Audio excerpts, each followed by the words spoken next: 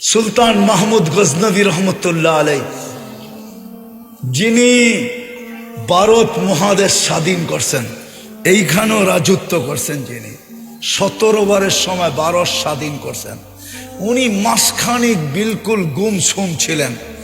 সবাইও আসতেন না, কেমন জানি হারায় গেছিলেন। মন্ত্রী পরিষদ, পুরো রাষ্ট্র চিন্তিত হয়ে গেছে, রাজার হলো কি, সুলতান মাহমুদের হলো কি।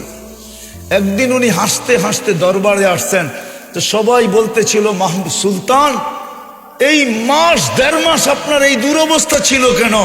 আপনি না দরবারে আসতেন, না কারোর সাথে সাক্ষাৎ করতেন। বলে, একটা প্রশ্ন আমার দিলে ছিল, ওটা সমাধানের জন্য আমি হারায় গেছিলাম। বলে, সেটা কি?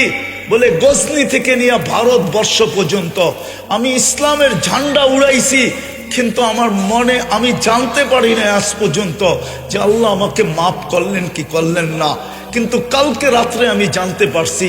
বলে, সেটা আবার কিভাবে জানতে পারলেন? বলে, আমি গজনি শহরে ঘুরতেছিলাম প্রজাদের অবস্থা দেখার জন্য, তো আমি একটা মাদ্রাসার তালেবে এলেমকে দেখতেছিলাম যে এক কাবাব বিক্রেতা কাবাব ভাইজা ভাইজা বেচতেছিল।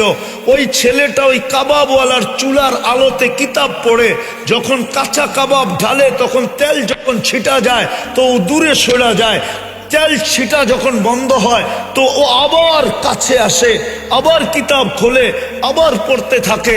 আমি ডাইকা জিজ্ঞাসা করছি যে, ছেলে তুই এরকম করিস কেন? বলছে, আমি গরিব বাপের ছেলে, গড়ে রাত্রে বাতি জ্বলে না, আমাকে সকালে ওস্তাদের কাছে সবক দিতে হবে, আমি পড়বো তো পড়বো কোথায়?